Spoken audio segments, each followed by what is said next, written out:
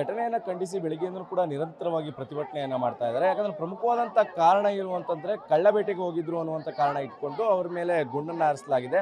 ಆದರೆ ಕಳ್ಳಬೇಟೆಗೆ ಹೋಗಿದ್ರು ಅನ್ನೋದಕ್ಕೆ ಸಾಕ್ಷಿ ಏನಿದೆ, ಅವ್ರ ಮೇಲೆ ಗುಂಡನ್ನು ಯಾಕೆ ಹಾರಿಸಬೇಕಾಗಿತ್ತು, ಅವ್ರನ್ನ ಬಂಧಿಸ್ಬೋದಾಗಿತ್ತು. ಅದನ್ನು ಹೊರತುಪಡಿಸಿ ಅವ್ರ ಮೇಲೆ ಗುಂಡನ್ನು ಹಾರಿಸಿ ಅವ್ರನ್ನ ಕೊಲ್ಲುವಂಥ ಹಂತಕ್ಕೆ ಯಾಕೆ ಹೋಗಬೇಕಾಗಿತ್ತು, ಅಥವಾ ಗುಂಡನ್ನು ಹಾರಿಸಿದ್ರು ಕೂಡ ಕಾಲಿಗೆ ಹಾರಿಸಬೇಕಾಗಿತ್ತು.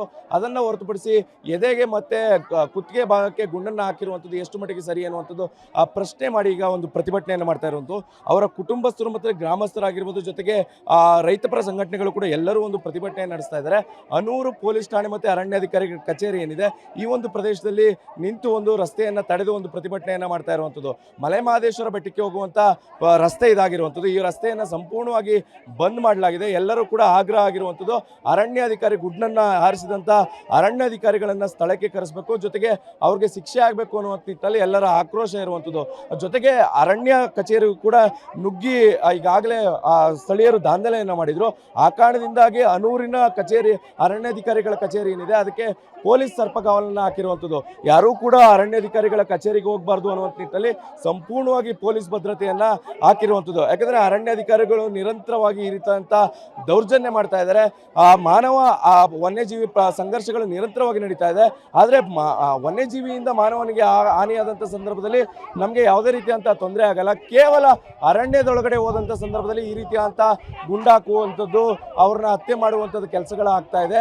ಇದು ತಪ್ಪಬೇಕು. ಜೊತೆಗೆ ನಾವು ರೈತರ ಮೇಲೆ ಈ ರೀತಿಯಾದಂಥ ಹಲ್ಲೆಗಳಾಗ್ತಾ ಇದೆ, ಅಮಾನುಷವಾದಂಥ ಕೃತ್ಯಗಳು ನಡೀತಾ ಇದೆ. ಇದನ್ನೆಲ್ಲ ಕೂಡ ತಪ್ಪಿಸಬೇಕು ಅನ್ನುವಂಥ ನಿಟ್ಟಿನಲ್ಲಿ ಈ ರೀತಿಯಾದಂಥ ಪ್ರತಿಭಟನೆಗಳು ನಡೀತಾ ಇರುವಂಥದ್ದು. ಯಾಕಂದರೆ ಪ್ರಮುಖವಾಗಿ ಈ ಒಂದು ಪ್ರದೇಶ ಏನಿದೆ ಮಲೆಮಹದೇಶ್ವರ ವನ್ಯಜೀವಿ ಧಾಮ ಮತ್ತು ಕಾವೇರಿ ವನ್ಯಜೀವಿ ಧಾಮ ಮತ್ತು ಬಿಳಿಗಿರಿ ರಂಗನ ಬೆಟ್ಟ ವನ್ಯಜೀವಿ ಧಾಮದ ಮೂರು ಕೂಡ ಸಂಗಮಿಸುವಂಥ ಸ್ಥಳ ಆಗಿರುವಂಥದ್ದು. ಇಲ್ಲಿ ಪ್ರಮುಖವಾಗಿ ಹುಲಿ ಆಗಿರ್ಬೋದು, ಆನೆ ಆಗಿರ್ಬೋದು, ಅತಿ ಹೆಚ್ಚು ಪ್ರಾಣಿಗಳಿರುವಂಥ ಸ್ಥಳ ಆಗಿದೆ. ಇಲ್ಲಿ ಆಗಾಗ ಕಳ್ಳಬೇಟೆಗಳು ನಡೀತಾ ಇದೆ ಅನ್ನುವಂಥದ್ದು ನಿರಂತರವಾಗಿ ಮಾತುಗಳು ಕೇಳಿ ಬರ್ತದೆ.